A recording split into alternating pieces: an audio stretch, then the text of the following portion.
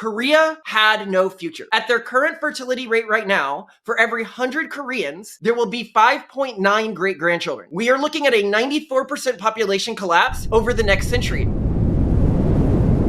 Why have you been in the news so much recently? Because I am calling out that the emperor has no clothes right now. And I think a lot of people have mentioned collapsing fertility rates before. But I think that no one has really so consistently brought it up in a way that the people who want to ignore it have to look at the problem. You know, when I point it out, because I think a lot of people, especially, you know, on the more progressive side of the spectrum, they just want to dismiss it. Oh, the planet's better without humans or whatever. But when you point out that not a single society on Earth today, except for maybe Israel, we can talk about that later in the conversation, has figured out how to have prosperity, gender equality, and high levels of education, and anywhere close to a stable population, like, considering we are trying our best, and I think rightfully so, to spread those things across the world, that should be like a note. Like, that should be like oh, this system that we think is so great and we want to be the future of human civilization doesn't seem to work at the most basic level. That seems like quite a scary proselytization for the future, or prediction for the future. If you're to say that we need to get rid of one from education, equality, prosperity, or birthright, we just need to concede the fact that the birthright. What we need to do is we need to find new cultural solutions. We need to find a way to maintain fertility rates while having education, while having gender equality, and while having a high level of prosperity. And there are many places we can look in the world today to begin to get inspiration for how we might do that. You know, I think to understand the scale of the threat right now, one of the things I always start people with is when I started caring about this. And a lot of people are like, why is it that people in Silicon Valley seem to care about this so much? And it's because there's a lot of VCs in Silicon Valley, and VCs need to chart the economy 50, 100 years in the future in the way that, you know, Wall Street people really don't. They're looking at the economy 5, 10 years out or whatever. So because of that, when I was working as a VC, I happened to be working in Korea when I was working in a VC. And I kept trying to chart the future of the economy. And I kept coming to the same answer, is that Korea had no future. At their current fertility rate right now, for every 100 Koreans, there will be 5.9 great-grandchildren. We are looking at a 94% population collapse over the next century. And when I brought this up with the other partners at my firm, and I was like, hey, like, it just doesn't seem like there is any feasible economic future for this country. They're like, yeah, but we pretend like that's not the case in our investments. Like, everybody knows this. But like, if we accepted it, then the economy stops working, society stops working. So we're just going to ignore it, basically. And when I came back to the US, it was like going back in time 20 years, like I was in some sort of a sci-fi movie, and getting to be this one person who saw where the future was going to go, and having to be that crazy person on the streets. Like, no, you guys don't understand. There's countries further ahead than us on this spectrum right now, okay? And we know a few things. We know there is no floor. No country has hit a fertility collapse floor yet. We know that there is no level of advanced fertility collapse where people freak out, or at least not until it's too late. Because you look at Korea right now, and 60% of Korean citizens are over the age of 40. So it's likely already too late for them to turn this problem around. So we need to turn this around before we hit that level. But the truth is we probably won't. And we've got to think of solutions for when we don't turn this around. But that's a different topic for later in the interview. Well, one of the most common questions I imagine that people ask is, why should anyone care about how many children another person has? This is my choice. You can't impose me to have kids if I don't want to have them. Why should two guys sat on the internet be telling the world about the dangers of not having children? People can go and do other things with their lives now. Women are allowed to be in the workplace. Men can go their own way and play video games and be a Sigma male as much as they want. Why should anyone care about how many children another person has? So I think that that's a really good point. In our foundation, I think one of the things that people most often get wrong about us is that we are trying to increase the world's population, or that we are trying to proselytize broadly to increase fertility rates. And neither one of those things is true. If we are on the Titanic right now, no matter what, the Titanic hits the iceberg. We are trying to, one, make people aware that the Titanic's about to hit an iceberg, get them in lines by the rafts, the ones who want to survive, start getting the rafts in the water in a calm and orderly fashion before people start panicking, because that's what's going to happen. And so what we promote is trying to get, I mean, I know my family's going to be okay. I know that my cultural group is going to be okay. Broadly speaking, so one, I know that my family, if I have 8 kids and they have 8 kids and you do that for 11 generations, that's more descendants than exist in the world today, I often say. So I don't need to worry about people like me. The reason I'm so loud about this is because I'm worried about the massive collapse in cultural and ethnic diversity the world is about to see. And it will be astonishing for people. I think in the far future that there were more than like 3 ethnic groups and 3 cultural groups or something like that, if we don't solve this. And so what we're trying to do is just make people aware of this, because so much of the propaganda that people are consuming is telling them things are fine, have less kids, you're a good person if you have less kids. And I know you've talked about this before on the show, and it is astonishing. And I think when we look at this urban monoculture that is erasing all of the genuine diversity in our society, one of its core messages is negative utilitarianism. The core evil thing in the world is human suffering, and that human happiness just doesn't really matter, or it is largely outweighed by human suffering, and therefore it's better if humans don't exist. And that's the end goal for the urban monoculture, I think, for a lot of people. What do you mean when you say urban monoculture? Well, okay, so this sort of gets down into like my personal politics to some extent, but I think that if you look at society right now, it's largely becoming divided into 2 factions, and there has been a major political shift around what conservative and progressive means.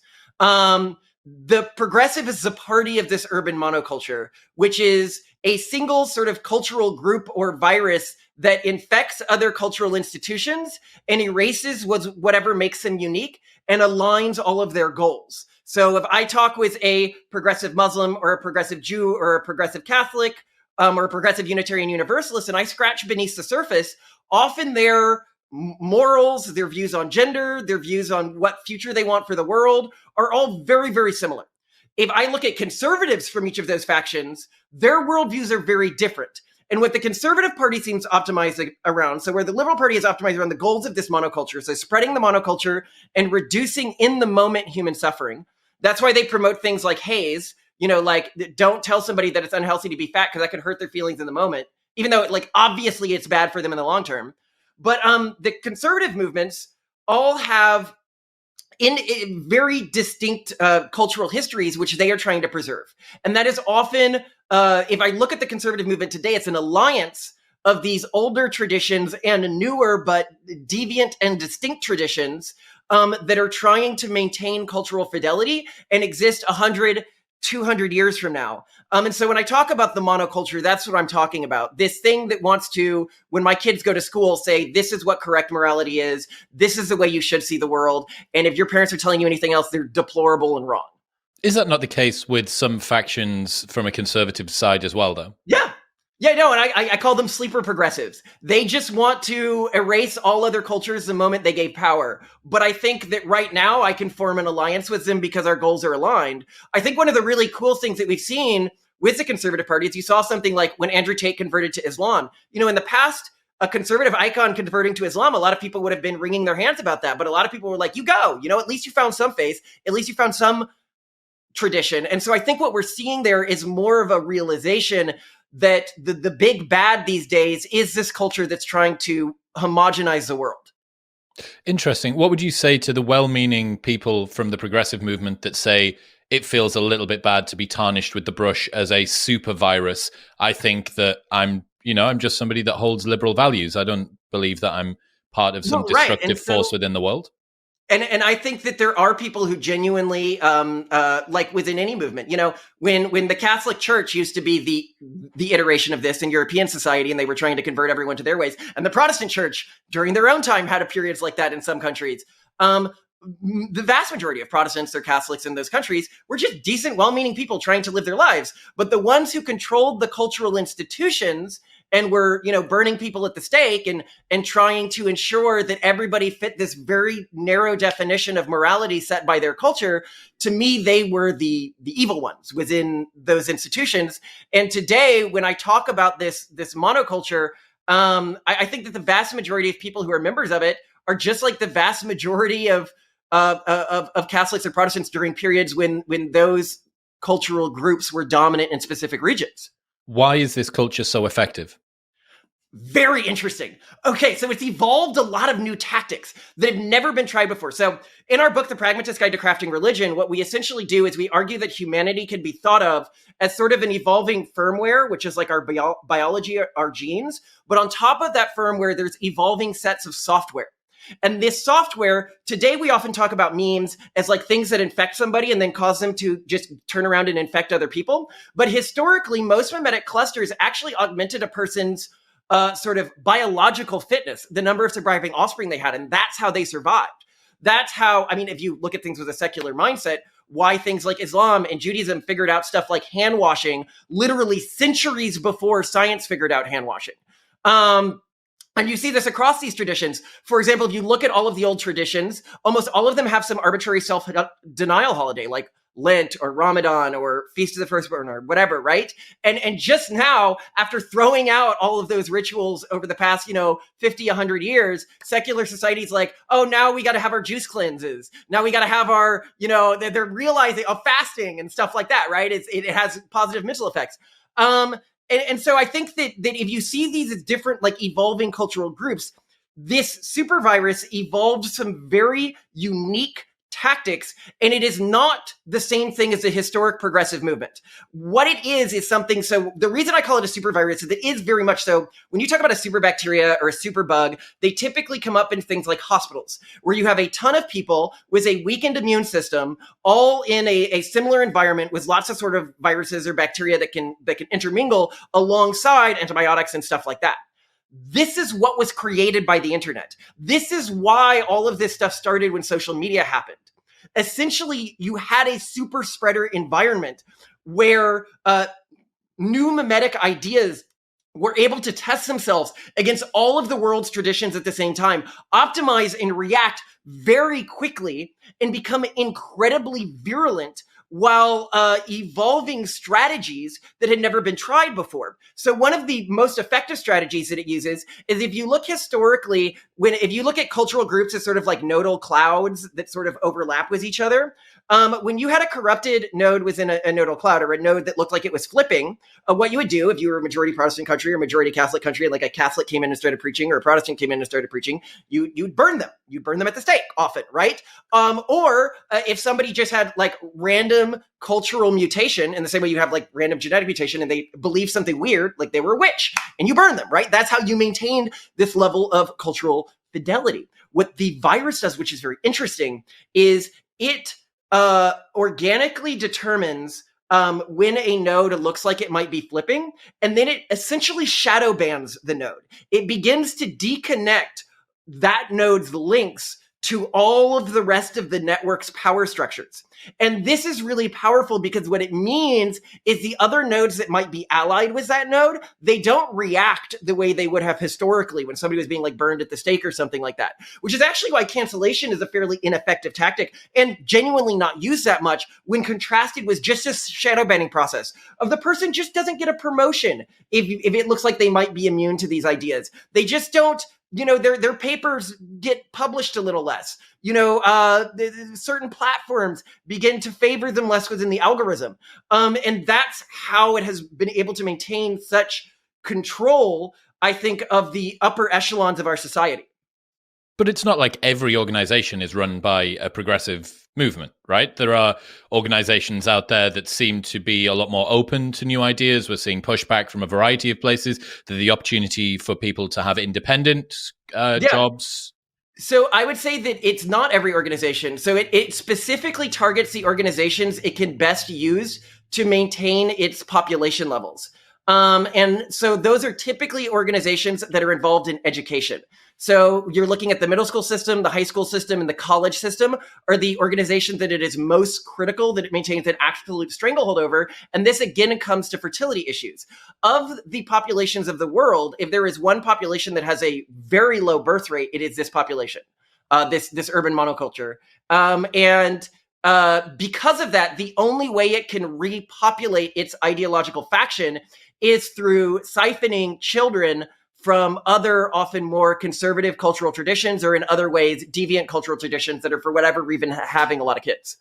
Okay, getting back to fertility, what groups are doing particularly well and particularly badly when it comes to fertility?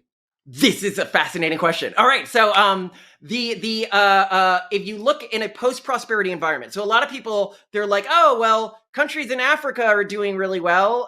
They have high fertility rates, or Muslim populations have high fertility rates. And it's like, well, that's irrelevant if those populations are in a country where the average salary is under $5,000 a year, because that is where you get above replacement fertility in pretty much every country that's under 5,000 a year, you get above replacement. Every country above 5,000 a year, you typically get below replacement fertility.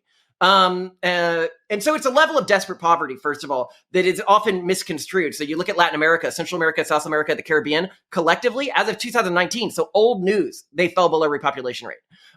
So it's really just a few of these poorest countries. So I really ignore any country at a high fertility, if it's a poor country or if it's not a wealthy country, right? And so I think where you can see is some misunderstandings that people have from that. So you look at populations like Muslim populations, when they enter wealthier countries, their populations really crash, or when the countries where they are the dominant social group. So you can look at Iran. Iran's fertility rate fell below replacement a long time ago. And for since 2014, they've been trying pretty much everything in their power to try to get fertility rates back above repopulation rate. And their government has a lot of control over the populace, and they are not able to. They're still only at 1.7. So the groups that really show resistance to this are conservative Christian groups and conservative Jewish groups. And this is why I always think it's funny when people are like, oh, you're talking about fertility rates, you must be about saving white people. And it's like, white conservative people are like the only people on earth who don't seem to be disappearing in the face of prosperity-induced fertility collapse. The groups that are most at risk are the Eastern traditions. Even conservative iterations of those traditions are very bad at resisting prosperity-induced fertility collapse. Prosperity-induced fertility collapse. What is the relationship between prosperity and fertility? Well, as I said, typically when a country earns over 5,000 USD a year, fertility begins to fall below replacement rate. Yes. Why? So this is, we can say as nobody quite knows, but there is some evidence as to what might be causing this. What is probably causing it is the ability to engage with a modern economy.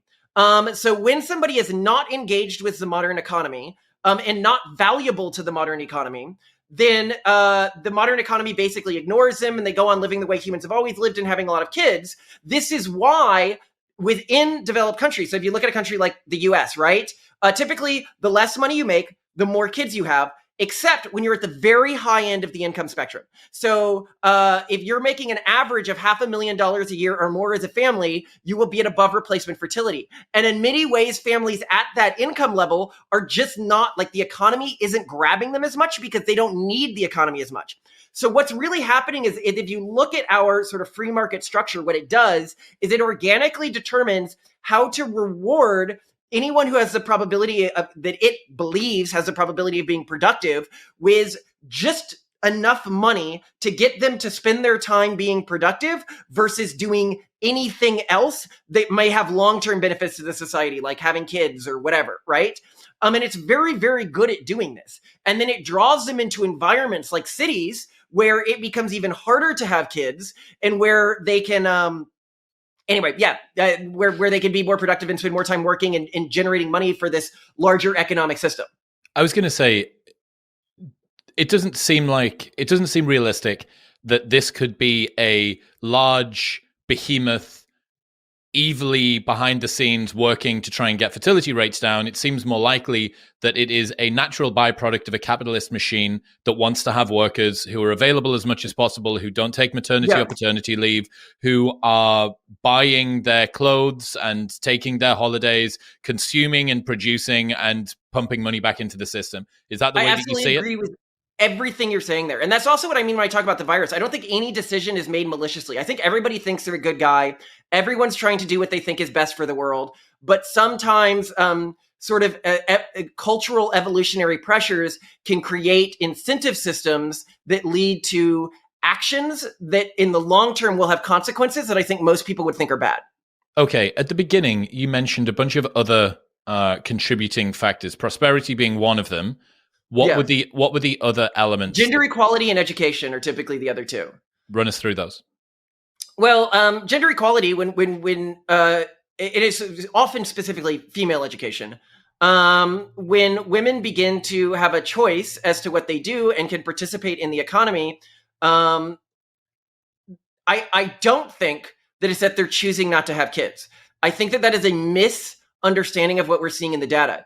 I think it's that they prioritize economic stability and basically having their life in order before they decide to start having kids. But the way our economic system is structured, people often don't really feel they have their life in order till their mid 30s or 40s. And at that time, they can no longer have kids. And so I think that is why. It is not that women are choosing jobs over kids. It's that they're choosing jobs then kids, and their biological clocks run out. While at the same time, and I think this is something that's really undersold when people talk about fertility collapse, is the absolute collapse of marriage markets in our society. It is, I saw a tweet and I couldn't agree with it more. Being in a happy marriage these days feels a bit like catching the last chopper at a Nam, because it is hard. It is hard out there to find a good partner. And we have seen a collapse of the systems that previously ensured people found great long-term dedicated partners. Well, that's the point. It's not just about declining birth rates. It's also about declining dating. So 50% of guys aged 18 to 30 say that they're not looking for casual or long-term relationships. I mean, that's an unbelievably shocking statistic to say that your natural biological inclination as a guy during the period of your life when you're going to have the highest testosterone that you're going to have is just checking out completely of either casual or long-term relationships. The same thing goes for women broadly as well, that it's just not good. So how do you fold in this decline in dating as well as children? I mean, how do you fold it in? What I just say is it's a problem. And one of the things we look at, I mean, we've written multiple books on like the Pragmatist Guide to Relationships, the Pragmatist Guide to Sexuality, looking at this problem, trying to come up with solutions to this problem. And I think that this brings us to what the real solution to this problem is in a broader context, not just dating, not just, but also fertility collapse, also the cultural. So whenever anybody first hears about fertility collapse, they often want to use it as a way to justify, I think, the talking points that they wanted to push before it became a problem in their on their table. Like as soon as they accept it's a problem, then they're like, oh, I can use this to push things I wanted to push already. So they'll say things like, oh, well, you should do cash handouts.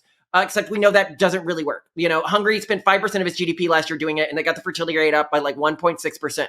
When it's dropping like 3% year over year in a lot of places in the world, that's really irrelevant. Like China, 2020 dropped 20%. 2021 dropped 13%. In 2022, COVID lockdowns are over. It should be going up. Only went up 0.18%. So you're just seeing a 1.6% increase for 5% of your GDP is irrelevant. And people are often like, well, you could spend more. What if you spent 50% of your GDP on this? But if it's naturally dropping every year, then you can never catch that toad if you're doing it by spending money. And it's the same with things like free childcare. God, I would like free childcare. I plan to have 7 kids or something like that. But in the countries that offer it, it does seem to help fertility a little bit, like maybe like 3 or 4%, which is a pretty good amount. But it's not enough to offset the trends that we see. And then you talk to conservative groups and they're like, well, what we should do is, and I'm talking far conservative groups, not ones like me, but they're like, we should create ethnostates, basically. Stop immigration, have one culture, one country. Except if you actually look at the statistics, the countries in prosperous countries with the lowest fertility rates are often ethnostates, like South Korea, stuff like that. You look at the countries that have been most resistant to fertility collapse in the prosperous world, you're looking at countries like Israel and the US, some of the most diverse countries. And you can even see this with cultural groups across countries. So you look at like Iran. Remember I mentioned Iran famously has a real big fertility country, and they're basically a Shia monoculture. But you look at Shia Muslims in India at similar economic levels where it's much more diverse, and their fertility rate's like twice what it is in Iran. I think that's the first thing. So then the second question becomes, well, how do you actually solve this problem, right? If you look around the world, and we've already talked about it. I mean, the solution's sort of staring us in the face. The groups that are resistant to this are the ones that deviate in some way from the urban monoculture. Most of them are traditionalist religious groups. And there are some traditionalist religious groups that are more resistant to this fertility collapse than others, and some that seemed like they were resistant and then all of a sudden collapsed. Mormons are an example of this. Like, Mormons had great fertility rates, then like 5 or 6 years ago, something happened, and now they're probably below replacement rate.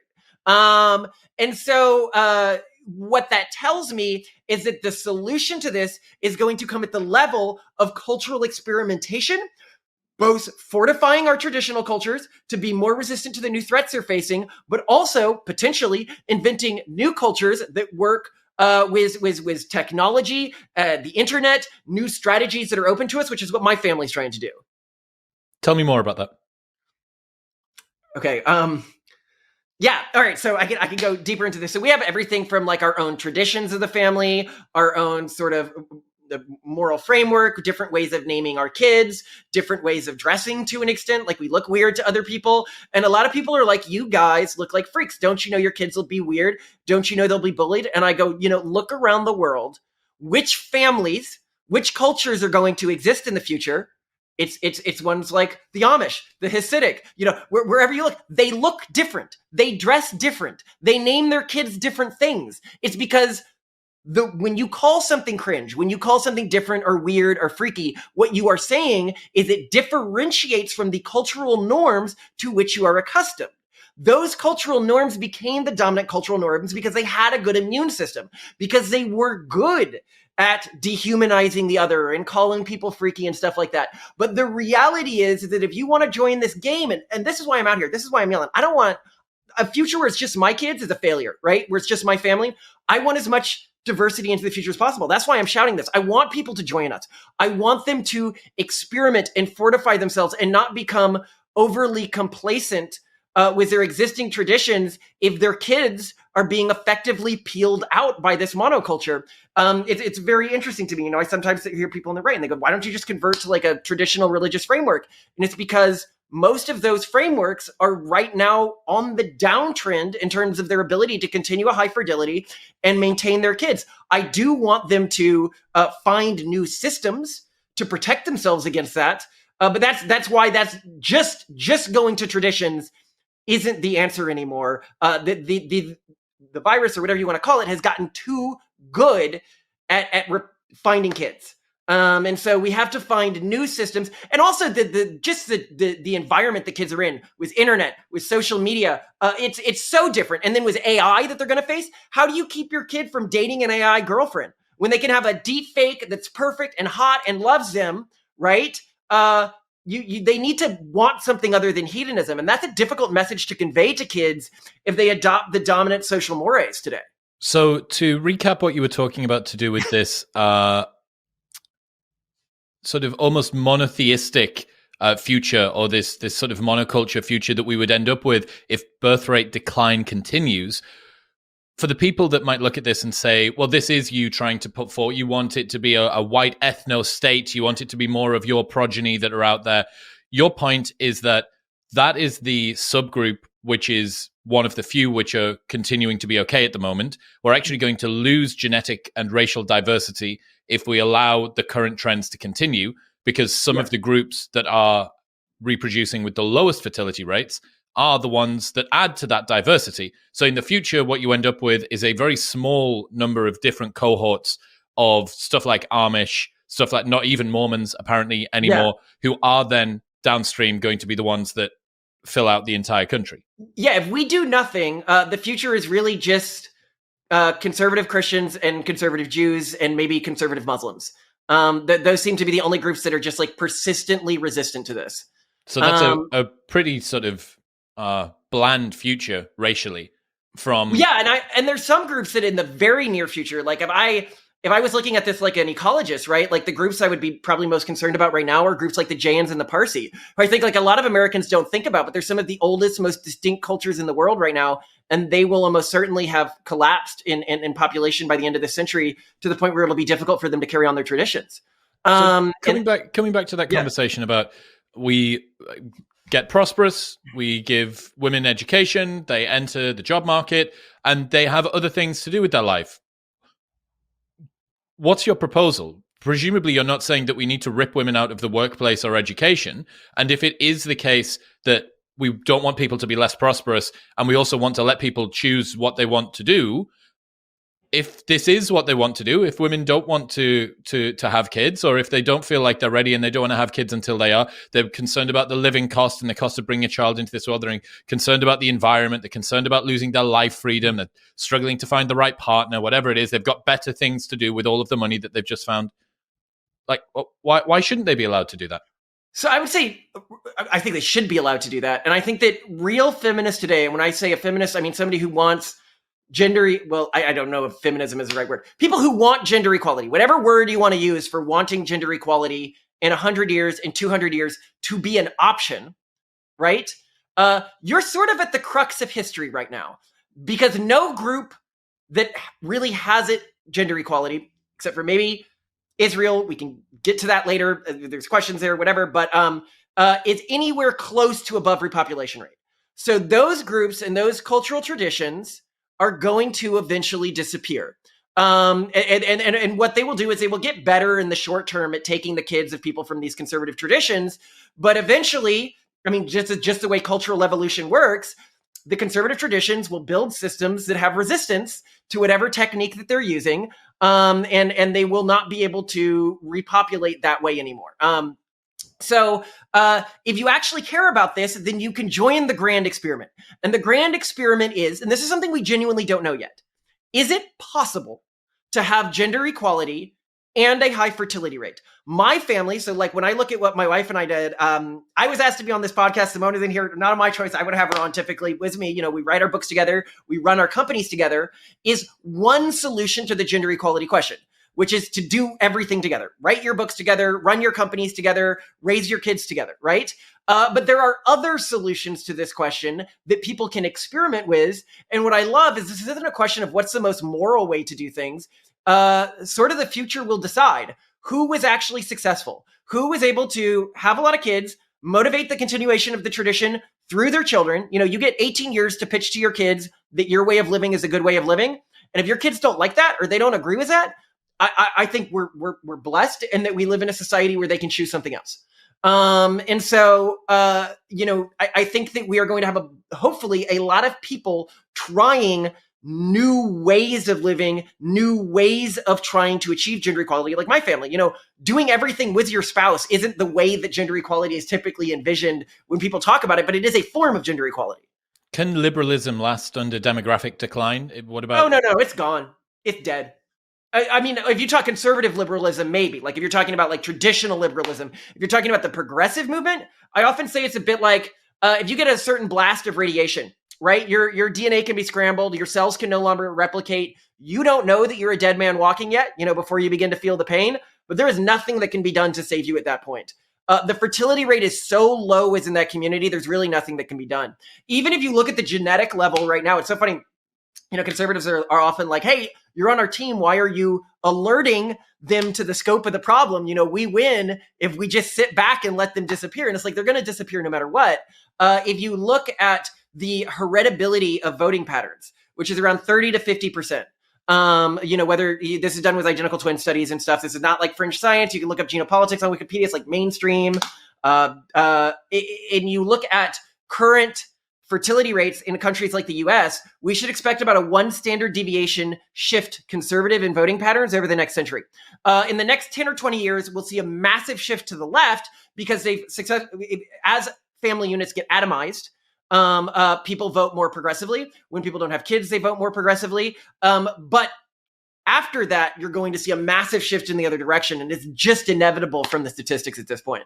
Has any country tried to fix this problem through authoritarianism, and how does that work? A lot have. It just doesn't. So Romania fit, what is it, Order 77, 707 or something? I don't know. Maybe I'm getting it confused with Star Wars orders. But they decided under the communist period that they were going to ban abortion. And they thought, oh, this will be great. It'll shoot up fertility rates. And it did for a very brief period of time, like 2 years or something like that. Then people found ways around it. And then after the law was repealed, fertility rates crashed because fertility or having kids became associated with really poverty often, or low social status.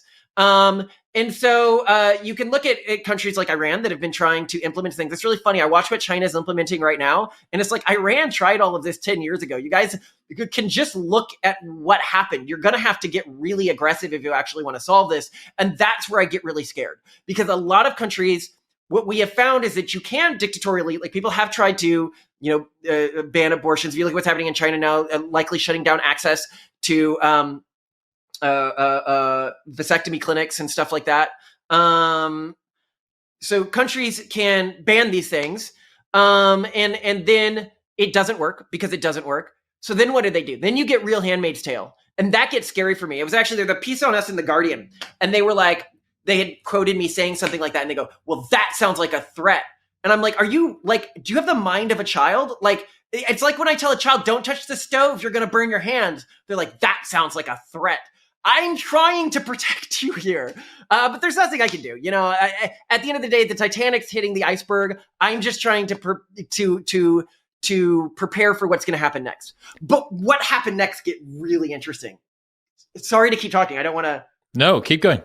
Okay, so what's really cool here is if you look historically, so when I started caring about this, I was in Korea, right? 95% population collapse. It was funny to think about because the memory is so strong there of, less than a century ago, Japan coming over, murdering in Korea and China, millions of people. And there's this conflict there, China, Korea, Japan, trying to, well, less Korea trying to take over the other two, but mostly the other two trying to take over each other. There's a lot of history there. And it's so funny that now, any one of them could just, I'm like, how does Korea solve this? I guess they could import people from Japan or China. No, you can't, because their populations are collapsing. Any one of them could non-violently just like walk into their neighbor 100 years from now. They were able to motivate their citizens to kill people, but they were not able to motivate them to have kids. And this is what's so interesting. It changes the game, but in a really beautiful way. You look at people like Putin who don't get the new world yet, right? The world used to be, you keep out immigrants, you maintain cultural integrity, and when you want to spread your culture, you go to other countries, you kill their people, you subjugate them, and you force them to convert to your culture. But that's not the game anymore. So you look at Russia, which has a desperately low fertility rate, attacking their closest cultural and like ethnic neighbors, the Ukraine, who also has a desperately low fertility rate, both killing like an entire generation here.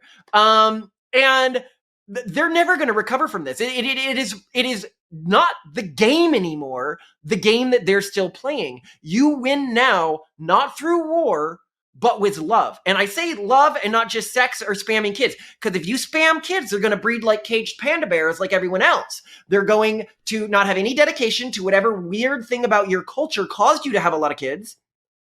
And they're just going to drift off into this monoculture and disappear. So what you need to do is you need to have a lot of kids, but you also need to do a great job raising them, make them proud of your cultural group, make them want to continue that cultural group.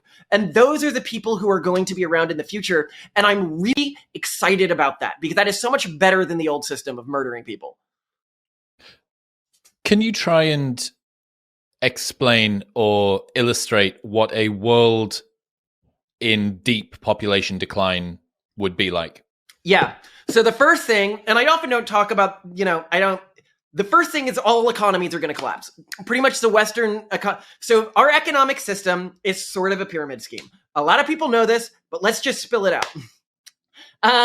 If you look historically, people go with this truism. If I put money on the stock market, that money grows on average.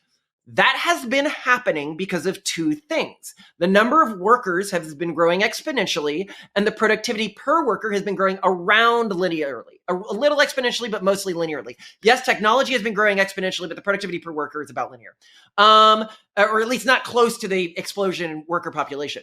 That is why the economy has always been growing. If the worker population in the developed world begins to collapse exponentially. And people are like, well, why don't people in desperately poor countries count? Because by definition, they have small economies. That's why they're poor, because their economies are small. So you don't need to wait for the world's population to begin to collapse for all of the developed world's economies to begin to collapse. So you're going to begin to see the economy shrink on average. It won't be like it is now, where on average things go up. On average, things go down. When things go down on average, people react very differently. You don't leave your money in the stock market anymore. You're going to have mass withdrawals of money from the stock market.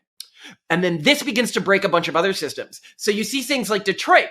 Okay, so why did Detroit ultimately end up having the problems it was having? And there's a few reasons. One is our society used this miraculous cheat code called debt. Now, I'm a private equity VC guy.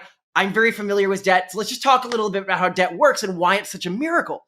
If I'm making a $10 investment and $8 of that is debt and $2 is equity, and that investment grows to just $12, my equity in that investment has doubled. But if it shrinks just $1, my equity has halved. We leveraged our land, our businesses, leveraged means took out debt against, our cities, our states, our nations. It's not, people look at like the national debt. No. It's leveraged to the hilt all the way down. If things start shrinking, the whole thing falls apart. And yes, national debt is a little different than personal debt and stuff like that. But what you are beginning to go to see is essentially what we saw in Detroit. So people are like, oh, my house will be worth less. That's great. Yeah, it's great if houses go down 20%, maybe 50%. But when people know a house is always going to decrease in price, it decreases to $1. And when a house is $1, like what you saw in Detroit, right? When a house is $1, there's no reason to maintain it because houses cost a lot to maintain.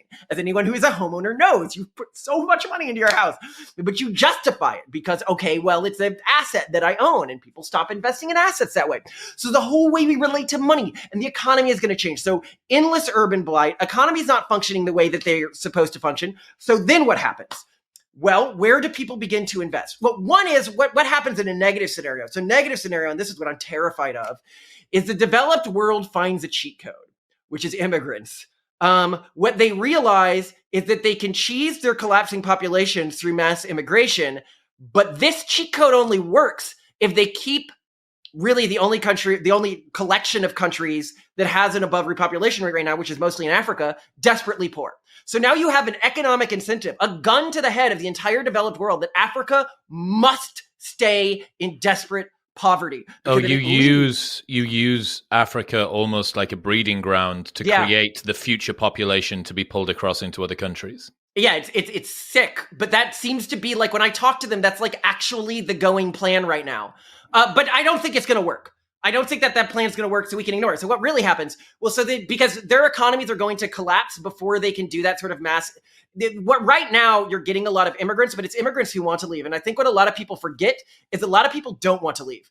Even when Ireland was suffering the potato famine, what a lot of people don't know is that the landlords, there was a rash of landlord murders at the time.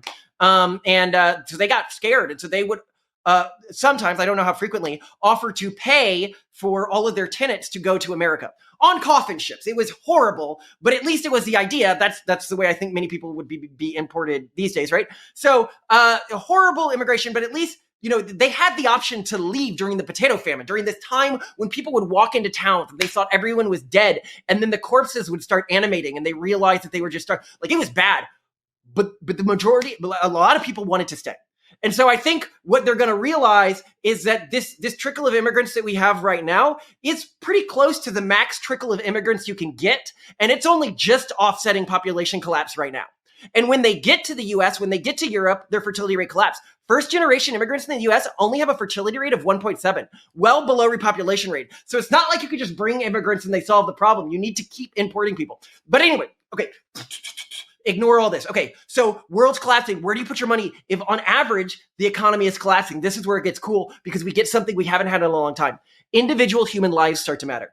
Individual human cultures start to matter. If you have a cultural group that has a high fertility rate and is technophilic, like they engage with technology, and even if they're technophobic, but less so if they're technophobic, that becomes a group you want to invest in. That becomes a place you want to place money, because that's the only place that you can be fairly sure is going to grow in aggregate in the future. And that creates a totally different world economy than the one we have now. And it's a very interesting world economy. And so when people say, like, what actually is our foundation sort of doing? Really, what we're doing is we're trying to identify those groups right now and build connections between them so that we can have a pluralistic group of thriving economies of the willing. And of the willing, what I mean is the people who were willing to have kids, willing to give those kids a good enough life that they wanted to stay in that culture. Since learning about the current trends of population collapse, declining birth rates, etc., I've started to view a lot of the problems that we're facing, especially the cultural ways that people see dating, family life, having kids, relationships with their parents, the future of the world through a very different lens. And there's a trend at the moment that's only recently, like within the last couple of months, I've started seeing come out on the internet, which is one of men in their 20s getting vasectomies as a protest against feminists that want to be able to have free and easy sex. It's literally like a clapback. Well, you've got the pill, I'm going to get the snip.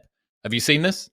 I'm a fan of, I focus more on the transmaxing movement. Have you heard of that? No, what's transmaxing? Oh, it's fascinating. So it's a group of guys who are not like traditional trans, and that they don't have gender dysphoria. They don't feel like they were born the wrong gender. They're just like, as a guy and as a not particularly attractive or not particularly wealthy guy, I got dealt a bad hand. Hormone therapy is easy to get access to these days. I'm going to become a woman. And that's what it is. With what goal? What's the goal of it? The goal is to get an easier life. I mean, if you've been consuming a fire hose of red pill and MGTOW content, you know, it can sound like a pretty good idea to a lot of people, I think. Oh, because women have got it so much easier than men do. Therefore, if I become the closest thing that I can to a woman, it's going to fix all of my problems. Okay, fair enough. Well, I mean, yeah, that is an approach, and the optional elected vasectomy in your 20s thing, I think, sort of sit on the shelf next to each other. Yeah. I wouldn't have predicted this on my 2023 bingo card. But yeah, so just everything that I see, you know, there's stophavingkids.org, who you may be familiar with, like this really serious anti-natalist movement. Have you heard of the involuntary anti-natalist movement? They want to sterilize the entire population. They're like terrorists. They're scary people. Wow. And what's their justification for this? I'm going to guess climate.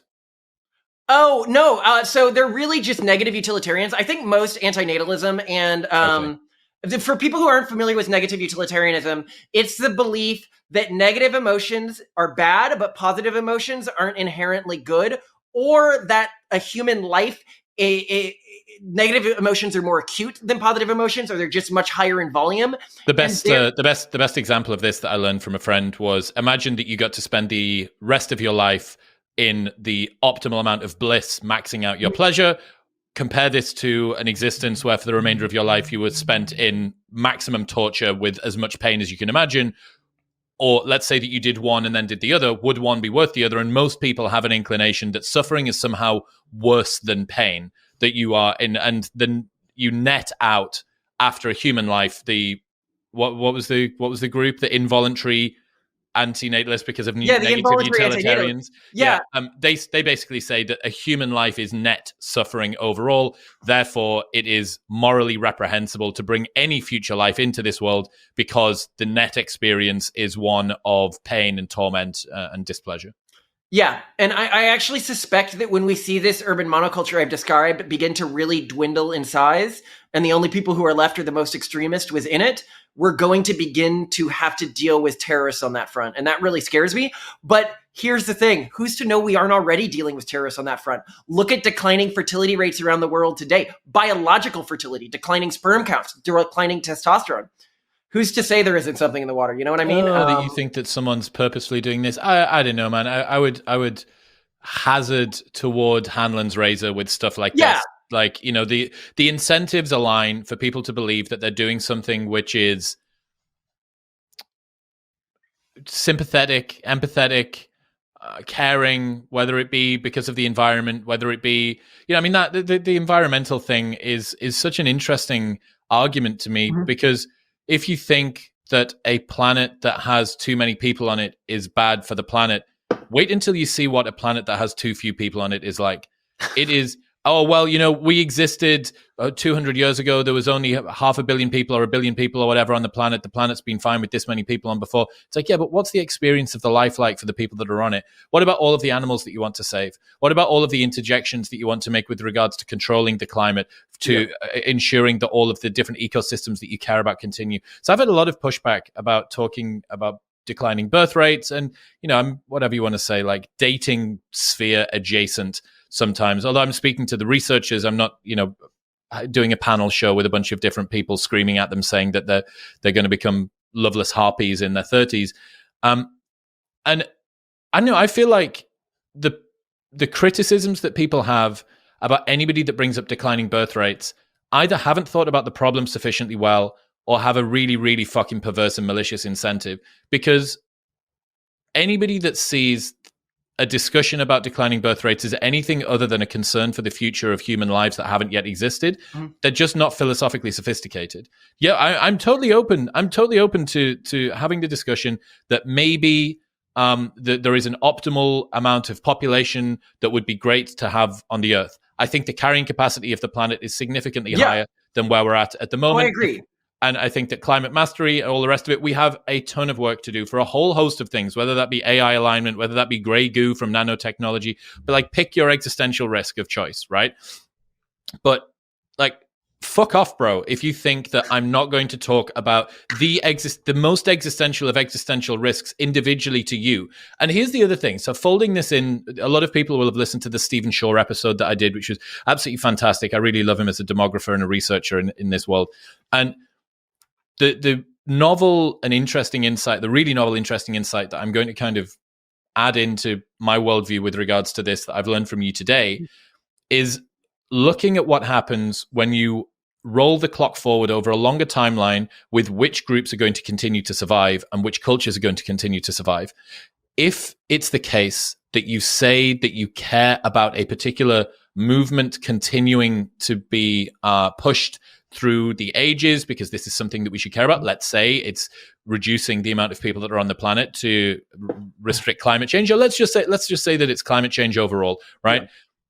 If you have, given the fact that political leaning is 50% heritable, if you don't have any children, who do you think is going to continue that particular philosophy that you've got? Like, you are literally making your ideology a dying breed.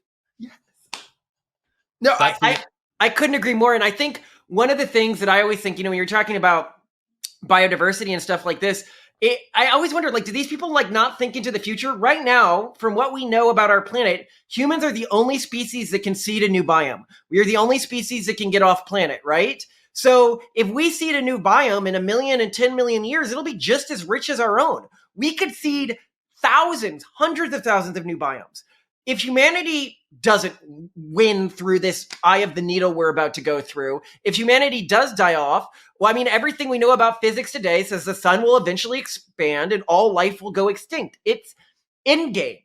If you care about biodiversity in the long run, humans are critical to maximizing that. Although I will modify one thing you said, I think that there is a logical argument for negative utilitarianism. I think there's a logical argument for getting rid of humans. I don't agree with it. These people are against my cultural group, but I don't think that they're just completely insane either. Do you think it's a moral obligation to have children then, with all of this sort of folded together? I think different people have different moral frameworks they're optimizing for. I think if somebody believes that their moral framework should continue to exist into the future, 200, 300 years into the future, like gender equality or something like that, and you don't have kids, you have morally failed. If you, however, are just no, it doesn't matter if my belief system dies out with me, then whatever. I'm not going to tell you that your morals are wrong, because I think that morality is one of those things where I believe that my morals are right. But if I go around trying to police everyone else's morality, I'm just going to have a bad time. So that's that line in the sand is one I've been really interested in playing about with. I absolutely agree that some sort of Handmaid's Tale future where women are kept in pens like cows so that they can keep the future of the population going is wrong. Also, telling women that the only way that you can live a fulfilling life is by doing some domestic version of that also is wrong. But I can't see why there isn't any sympathy out there in the world for the reverse of this situation. What about all of the people who were told you don't need to have kids to have a fulfilling life, that did want to become mothers, that had their preferences nudged in the opposite direction, break through their fertility window, and then grieve for families that they never had? Like, where is the finger pointing going in the other direction? Because I don't see anybody unironically saying that women need to get out of the boardroom and get back in the bedroom to start producing more children. Like, I think that they're just saying, look, maybe you should think about the current cultural norms that are being pushed and take them with a big spoonful of salt. Yeah, and I think that a lot of statistics women just aren't familiar with, things that made my wife feel a lot more comfortable. If you look at studies, not all studies show this, but a number of them do, is that households with 2 working parents, the kids actually perform better academically and have better emotional health than parents with stay-at-home. It's a small effect. But what I'm saying is that I think that there's this intuition that only the traditional way of doing things is correct. And that the truth is what is correct is whatever ends up working in the long term for human civilization, because nothing is really working right now. And so I just encourage people to, if they think I can't be a mom and in the boardroom, I would encourage you to rethink the way you're structuring your family, rethink the way you're structuring finding a partner. You know, earlier we were talking about dating markets, and one of the things that our foundation is doing is we're working to try to create and promote new types of dating apps, maybe even recreate the London season, something like that, but that travels between places like the Olympics, where you have, a bunch of the single people go, but there's some rules that make it harder to just have a really low switching cost between partners, which is one of the big problems that we're dealing with right now. So with a lot of this, it's about experimenting with new social technologies and understanding that there probably are ways to have it all, much more than I think people want to accept, because it requires trying new things and being called a freak by other people. What about people that say it's too expensive to bring a child into this world? Why are poorer people having more kids? If it's an issue of cost, then what you should see is a line where people have more kids the more money they have, but typically the line goes in the other direction within and between countries until you get to like ludicrous levels of wealth, like $500,000 a year. So what I'd say is it's enormously expensive. It is a massive lifestyle sacrifice. It absolutely is a lifestyle sacrifice. But is it too expensive? I think that's the real thing. Is it too expensive? Is it that you can't afford it? Or is it that you would need to, like us, we had to leave a city, we moved to a rural area, we changed the type of jobs we could get because of that. We made a lot of sacrifices to do this. And I understand that for families in less socially, economically advantaged positions, they have to make even more sacrifices. But when a family decides they want a lot of kids, they do it. And I think in addition to that, this is another area. One of the projects that we worked in was Project Eureka, which was a town for like single moms that had kids and other people who had kids and who wanted to co-raise kids. Because there are social technologies we can try. And I would really like to see these commune systems and stuff like that begin to pop up more, because I think as an investment prospect, they are a really good long-term investment prospect if you look at the model that I was talking about earlier. The challenges of the reason that people say it's too expensive to bring a child into this world, I don't think that they're talking about the cost on their finances. I think they're talking about the cost on their freedom.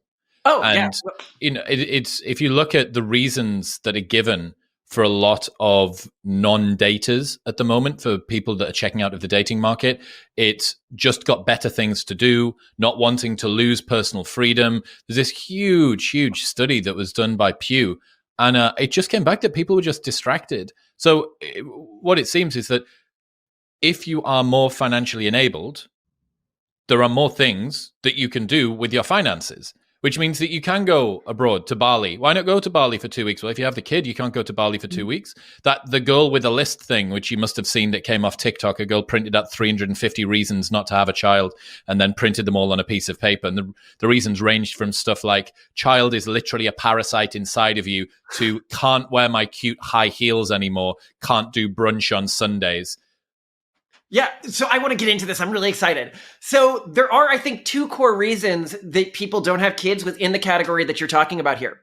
It's because they're optimizing for their personal happiness, Now, this can be broad satisfaction, contentment, whatever word you want to use, but it's some sort of emotional optimization, or they're optimizing for their own position within a local status hierarchy.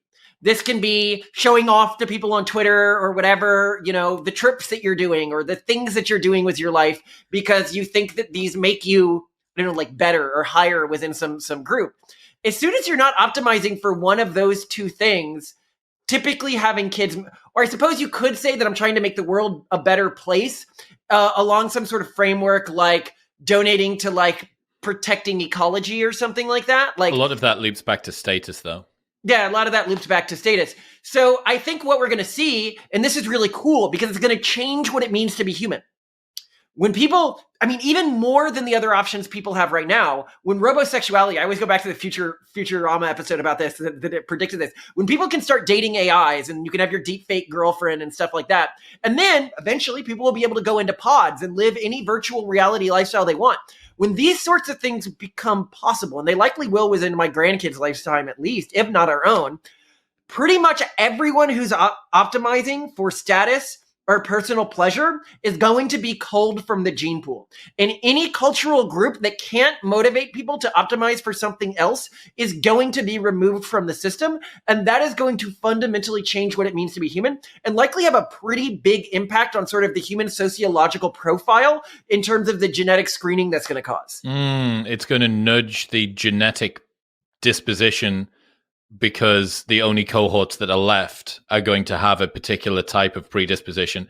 And over time, that's going to, right? Yeah, that's really, really interesting. Because, we all have this balance between hedonic pleasure and meaning that we seek in the future. It's most parents, I don't think, if you were to test them on a minute-by-minute basis, it's not the most pleasurable thing in the world to raise a child. Looking at some of the studies that I've seen, it's not massively pleasurable, but it's incredibly meaningful. And, there has to be some sort of a spectrum where on one side, someone lives for a life that in retrospect, they're glad they lived. And on the other side, someone lives a life that moment to moment, they're happy that they're living. And, that spectrum between the two, am I living for a future that's meaning or am I living for a now that's pleasure? Yeah. Oh, I'm so excited. Well, I love what you're getting at here, which is how do you balance these two? And the really cool thing is that biologically, we're already optimized to have kids. And I think a lot of the unhappiness that comes in society today is that people forget that all of your ancestors had kids. They had sex and they had kids, or almost all of them did, right? And so humans are programmed to find genuine contentment and happiness of a deeper kind and a more meaningful kind than they can get from almost anything else, from continuing down the path that had led to our species being successful so far. And I think when you look at a lot of influencers right now, if you look at a lot of unhappiness, they are showing people what people are sort of biologically optimized for right after they go through puberty, without people realizing that optimization program changes as you get older. I often, there's a joke that I got in trouble for on Twitter, which is to say that, I don't know if you know Blippi. He's like a Blue's Clues sort of character who dances around fire trucks for kids and is like, yeah, I'm driving a fire truck. I'm playing in a dump truck. I'm playing on a playground, and kids are like, oh, this is the perfect life. Before they go through puberty, they see this. That's what they're optimized for. They're optimized for play and exploration. As an adult, you see this and you're like, oh my God, his life looks terrible. Obviously he probably makes a lot of money, but you wouldn't actually want to live that way. And I often argue that Andrew Tate is sort of the Blippi for teenagers. This is what a teenage boy thinks is the ideal adult life. But to an actual grown man, you see this and you can see sort of the deadness within his eyes. And he's like, yeah, I have to please multiple women a day or they'll leave me. And then I won't be able to maintain sort of the thing that I built up. And I'm like, oh my God, I can't even imagine having to just have a routine of constantly having sex every day so that I can at a base level maintain my economic empire. But to a young boy, this sounds, oh, that's the best. Because humans go through a second puberty when they have kids. Your testosterone drops dramatically. You begin to gain happiness from different sources. And it's a deeper kind of happiness. And with young women, it's the same thing. With young women, they get told, oh, you're going to love traveling the world. You're going to love, at a certain point, this stuff just becomes droll, because you were biologically programmed to want to. Now, not everyone is. People's biological programming is a bit different. I could say that on average, human males are biologically programmed to find human females attractive. But obviously not all human males find human females attractive. So a few people don't go through this shift later in life. But when you optimize around the things that give you happiness when you are a teenager and your whole society tells you to optimize around those things, you hit middle age and you're like, why doesn't anything really make me happy anymore? Why aren't video games making me happy anymore? Why aren't the things I used to do? Why does these status games not make me happy anymore? And it's because your culture used to tell you, hey, you need to move on to your next stage of life, but you don't have that culture anymore because you're in this bubble. Going back to what you said about status and how status provides a incentive for people to behave in particular ways that allow them to advertise their fancy trip to Bali and brunch and whatever on a Sunday on social media. Have you considered a way of reprogramming statusful activities so that motherhood becomes pedestalized again?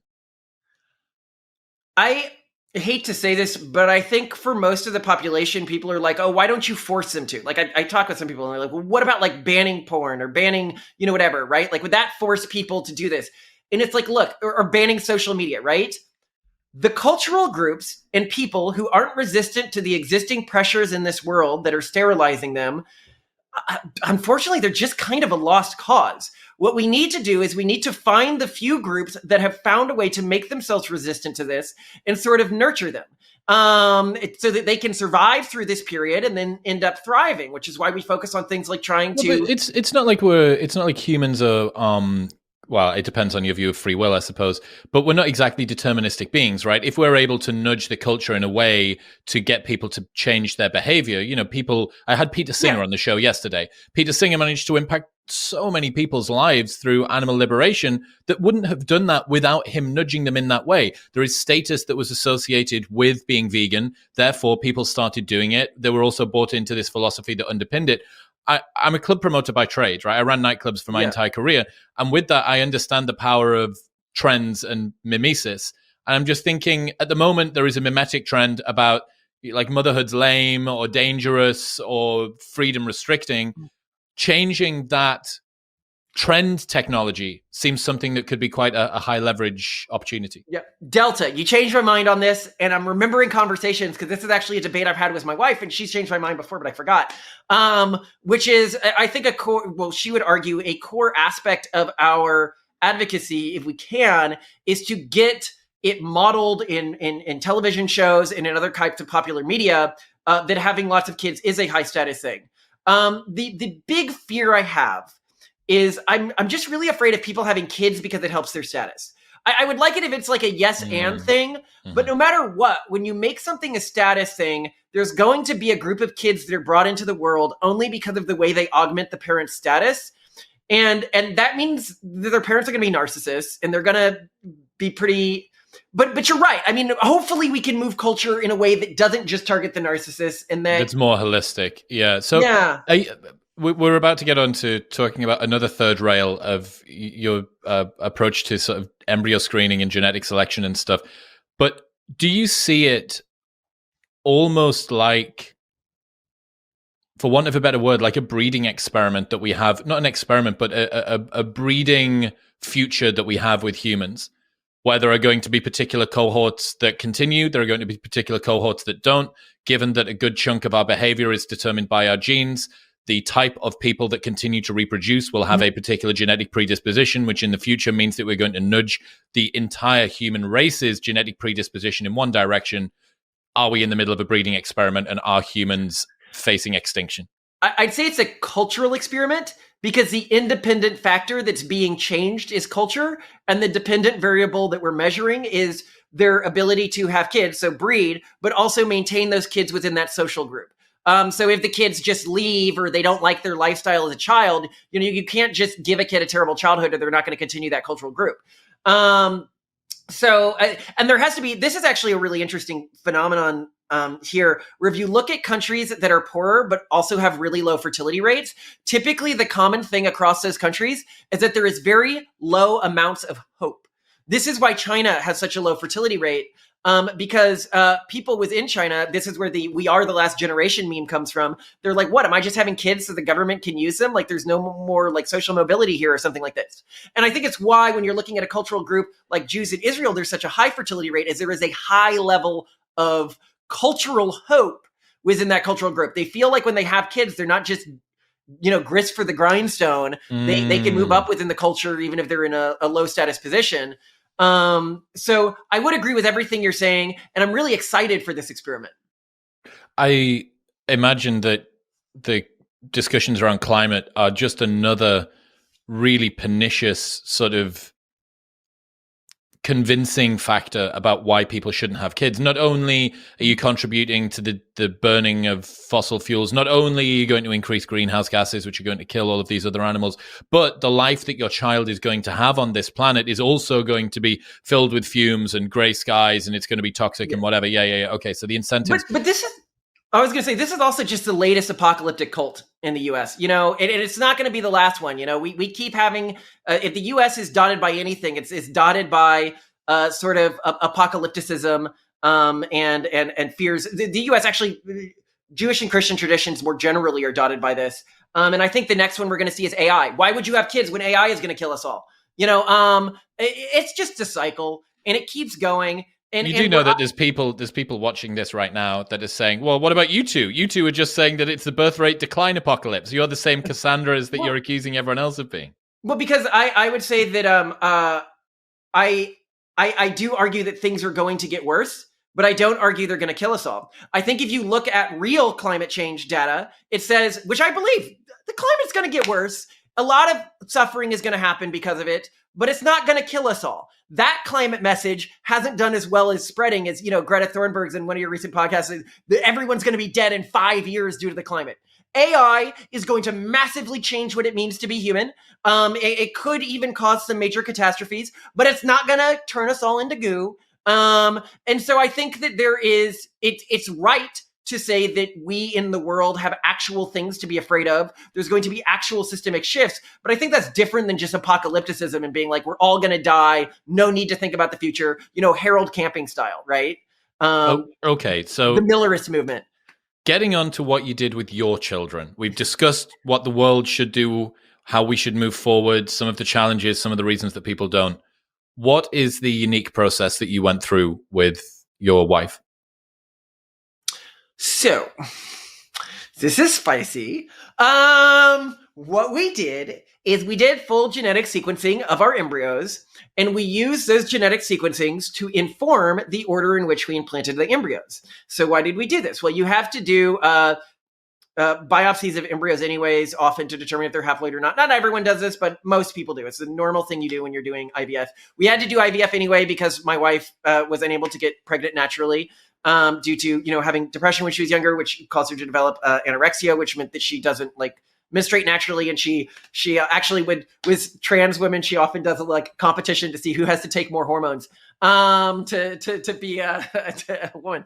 And so, she has to do all of this stuff to have kids. So I had to do IVF anyway. We had to do the biopsies anyway. And now with genetic screening data, we could go through that. And her mom died slowly of cancer. And so we were able to look at that. And, she suffered from major depressive disorder, which also has genetic links. So we were able to look at these things and say, well, I mean, if we can choose to lower the probability that our kids have to deal with these genetic conditions, would we lower that probability? To me, people are like, yeah, but people will make fun of you on Twitter if you do this. It's like, yeah, okay. My kid comes to me and they're like, Dad, I really, want to kill myself right now, or I have migraines. That was another thing we selected against. You could have selected against this and you didn't because people were going to make fun of you on Twitter. And this is just our cultural group. So people try to connect this with eugenics.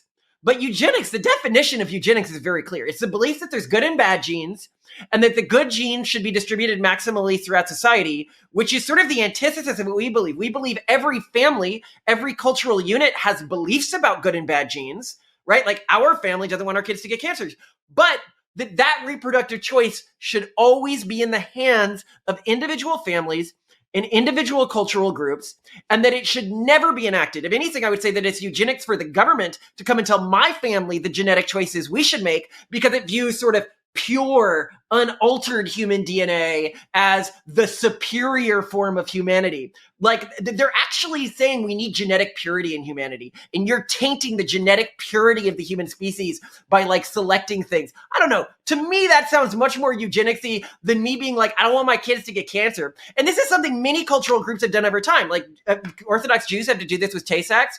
Some Black communities have to do this with sickle cell. Like, it's also like an anti-Semitic and racist position to call this sort of genetic selection and this sort of reproductive choice eugenics. So I think that we do support, and I think, now here's the thing, that's the nice way to put all of this. But then let's go big or go home. Let's be controversial here, right? So what happens if we really hold this position in the future? Well, when we say our foundation's goal is to preserve and increase human diversity, a lot of people miss the and increase human diversity part. Because as soon as families have these choices, a lot of people think families are all going to choose the same thing. You know, like, I love it. People are like, isn't everyone going to choose like a white, you know, a buff child? And it's like, no, like, Black families aren't going to choose like little Aryan kids or something. What are you, out of your mind? Everyone's going to choose things that optimize for their cultural traditions, value system. And we're entering into this grand experiment where some of those value systems will prove to be more efficacious than other value systems. Right now, people are like, oh, you could select for IQ. We didn't select for IQ, but you could theoretically select for IQ, and we might do it in the future.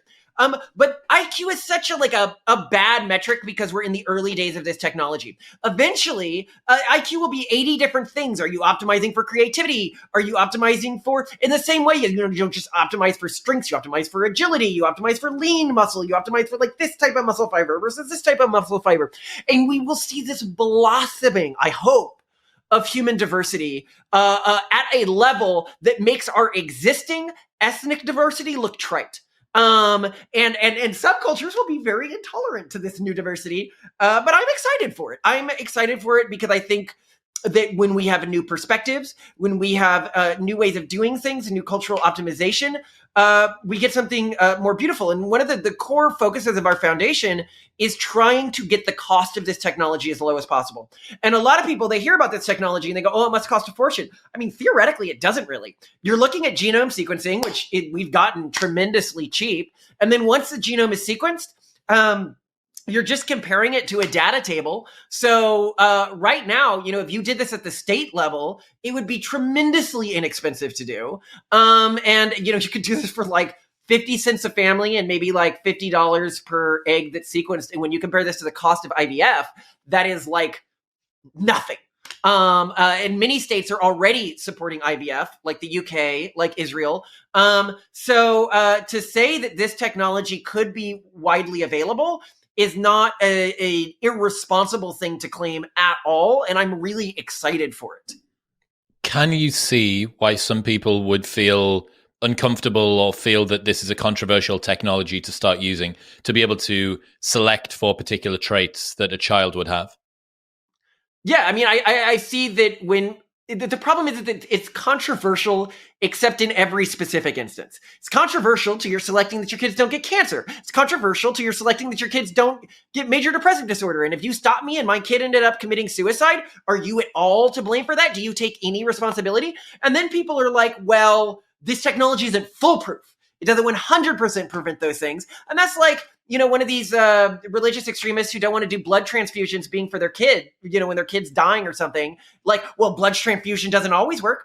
It's like, well, so what? You're giving your kid a chance. When it actually comes smoking during pregnancy doesn't always cause your child to have tons of deformities, but it's probably not advised. Yeah, and I support the cultural groups that don't want to use this. They may be right in the long term, you know? Humanity is an experiment, right?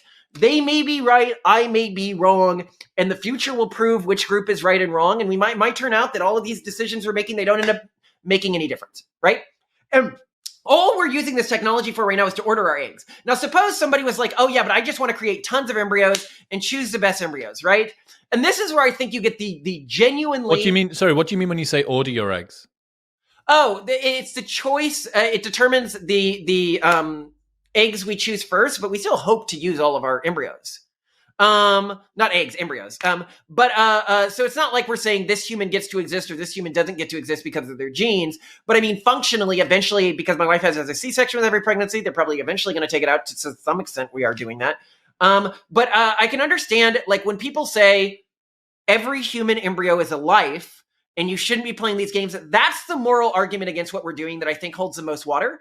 The way that I look at that argument is to say, well, IVF generally, which needs, you need to discard some eggs often if you're going to do IVF in any sort of economically sustainable way. It requires you discarding embryos and it expands the human fertility window. So to me, from my cultural perspective, every human I decide not to have, like if somebody was like, okay, pick up this pin and a human doesn't exist in the future, I'll decide not to have a human if you pick up this pin, then I have functionally killed that human. And so I can understand why like Catholic groups and stuff like that would look at what we're doing and say that, well, I think that humanity only starts at like sperm production or at the production of an embryo. And so I get that argument. It's just not my cultural practice. And I hope that they can at least understand the spirit with which we're doing this, which is to, maximize the number of offspring we have and increase their quality of life. If all that you're doing is playing around with the order of the embryos that you have, why does the order matter? Well, because we likely won't be able to use all of them. I mean, realistically... Right, okay, but that's the same, like choosing the order is the same as discarding, right? Yeah, it's probably functionally the same, but I mean, Yep. I just don't know how I can explain to my kid, oh yeah, you got cancer because I decided not to do this when it was... Well, dude, so I had Johnny Anomaly on the show about 2 months ago, and... I love the guy, yeah.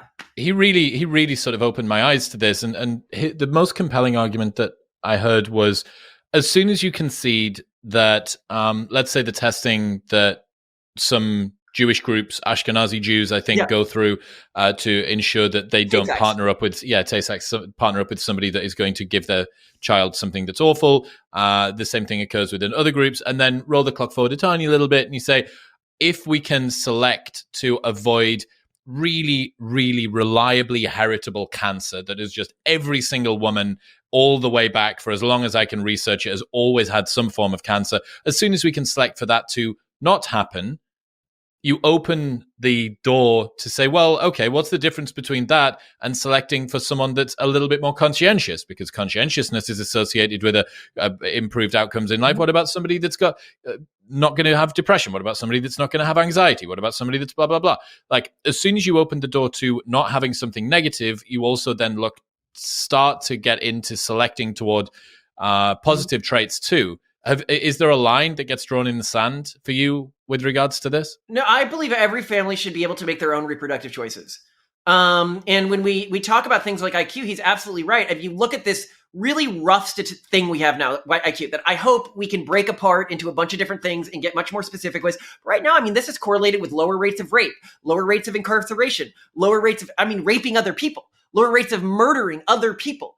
Like there are real reasons why you may select for this. And I love when people are like, oh, that's unethical. And I'm like, we live in a culture today where it is normal to dope your kids with amphetamines so that they score slightly higher on standardized tests, where people do these little things where they're like, what would I give for 2 points of IQ? And yet the fact that you could make a selection here is off the table. But we also need to consider that eventually as a species, we're going to have to do this. And this is something that people just aren't talking about. So if you look at, dysgenic pressures. So historically, like 50% of humans died, in childhood or early in their lifehood or something like that, right? And this prevented a lot of the diseases that we see in our society today. As we get better at things like C-section and keeping kids alive and stuff like that, we're going to see an increasing number of heritable diseases that previously would have been selected out of humanity. So you really only get two choices before every human is just a walking ball of cancer. Either you start selecting humans before they're born, or three choices, or you start completely editing and writing humans. I think maybe there you can get into even more morality, or you start selecting humans after they're born, or I guess you can just enter this future where everyone's like this walking cancer golem of all of these things that previously would have been selected out, but our medical technology. I think that the most ethical choice there long term is probably to make these selections before the cells really begin to replicate. In your eyes, is there anything different ethically between rolling the dice of which sperm is going to get there first with which egg at which particular time during the year's bunch of cycles, and selecting? Let's say that you were able to do selection somehow that didn't involve discarding eggs, because that would be a difference. As far as you're concerned, is there anything different about parents going out of their way to choose the kind of life, traits, person that is going to come out, as opposed to just saying, we roll the dice, when it happens, and with the combination that happens is what the child is going to get? Well, I mean, we as a society have been doing this for a while. I mean, if you consider that sort of thing, eugenics, then not allowing brothers and sisters to marry is eugenics. Because, the reason presumably we have those laws is it leads to negative genetic outcomes. Again, I just go back to, I'd say that reproductive choice should always be at the level of the family. And as soon as the state or an outside force says that a family can make these genetic choices and can't make these genetic choices, that is the core of what eugenics is. Because you are saying people born of these genetic choices are somehow genetically morbid or like some sort of a monstrosity. And then what do? What, they're a second-class citizen?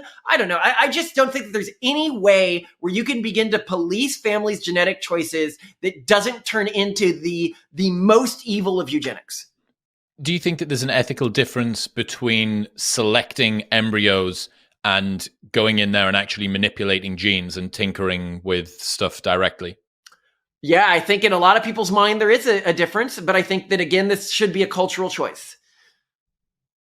I think that every parent should have the choice to make the. It's always funny when people they say, "Oh, he and his wife think that they're like genetically superior." And I'm like, we're the ones editing our genes. Like, we think we are the least genetically superior of anyone. We are editing our genes, and jumping through the hoops to try and make them as viable as possible. Yeah, exactly. Yeah. So here's one final thing. To tie the two things that we've spoken about today together. A lot of people are told about the miracle that is IVF. There are some concerns, I think, that maybe women and men are overly reliant on it to believe that it can extend their fertility window out essentially indefinitely. IVG, which may actually end up doing this, maybe we'll see. I'm a fan. You want to talk about what IVG is? Fuck it. Tell everybody what IVG is, and tell them it in a very accessible way, because Johnny taught me it, and I couldn't recite it. So teach it as if you're teaching it to a golden retriever. IVG basically means that you can create eggs and sperm from any human cell. So it means that two gay people could have a kid that's biologically theirs. But it also means you can do fancier things. Like, you could have a poly couple of like 13 people, and they could have a kid that is biologically all of theirs. It basically allows you to, I mean, in the simplest form, it's just egg and sperm from anyone. But this is really cool because it means, if you're older, you can have kids that are healthier. And a lot of people are having kids when they're older. But then, you combine this with artificial wombs, who we're close on that technology too. That completely, like, when we're talking about cultural changes and technological and cultural solutions to technological and cultural problems, a lot of them are going to look like IVG. A lot of them are going to look like artificial wombs. What we may find is one of the solutions to the current collapsing birth rates is like gay triads or something like that, right? Or poly cities, or like, I'm not saying that these things will work, but if any of these sorts of cultural groups want to survive into the future, they're going to have to find ways to make themselves raising kids and keeping their culture alive work. And so I'm very excited to see how these technologies expand options for people and expand the diversity of cultures that are possible, because there's many more creative people than me out there who might find even more exciting ways to raise families and increase the cultural diversity of our species. Just going back to the conversation about IVF, for the people that haven't been through it or don't know somebody that has been through it, what's the experience like? It's painful. You should ask my wife. I've seen these shots right into the butt. I don't know how she handles it. And she does this as a routine. We have a kid a year. She wants to keep doing this for like 10 years. She is a tough, but it is painful. This woman was a woman who worked through her first pregnancy. She went to the hospital. She was taking sales calls while she was having contractions. back to work was in 5 days. The level of pain she felt when getting egg extractions and stuff like that was higher, or not higher than pregnancy, but I mean, it was hard. Like, she is not somebody who complains about pain. She doesn't complain about the shots, but the egg extractions, they really hurt. And I know that because she wouldn't mess around with that stuff. So what I can say is it's a painful process, but if you see kids as like your mandate in life, for me, not having kids is the equivalent of suicide or something like that. It's just not an option for me. And I'm glad that my wife, I'd love if you had her on sometime. She's a weird woman, but really fun. She sees things similar to I do. And so it's just not even something we would consider. We're going to do everything we can. And we tried to conceive naturally for like 5 years, and it just wasn't in the cards. And I think increasingly what families are going to realize is it's really hard to get pregnant these days. Humans are becoming infertile. As a species, we're becoming infertile. And when you look at things like artificial wombs, they may be one of our only shots. Because when I hear women who have these complicated pregnancy, when I hear stillbirths, oh my God, if your wife has carried a kid or you've carried a kid, when you think of a baby dying in that last trimester, and you know that with stuff like artificial wombs, we could lower the probability of that, it just breaks your heart, and you would want to do anything you can to accelerate the pace of this technology. Malcolm Collins, ladies and gentlemen. Dude, I find all of this discussion a combination of harrowing, inspiring, and interesting. So for the people who want to find out more about the stuff that you do and keep up to date with your work, where should they go? So our book series, The Pragmatist Guide series, The Pragmatist Guide to Crafting Religion, is the most relevant to this conversation. It's on Amazon. It's for 99 cents, the ebook. Twitter account, Simone H. Collins. Or just, search Simona Malcolm Collins on Twitter. We have a joint account because I hate using Twitter. And we're recently starting up our YouTube and podcast. We just uploaded the first episode of starting it back up today, which is Simona Malcolm Collins Based Camp. So we're hoping that that's fun. I'd love to have you on sometime if we're able to get enough followers to be worth your time. Malcolm, I appreciate you. Thank you. What's happening, people? Thank you very much for tuning in. If you enjoyed that episode, then press here for a selection of the best clips from the podcast over the last few weeks. And don't forget to subscribe. Peace.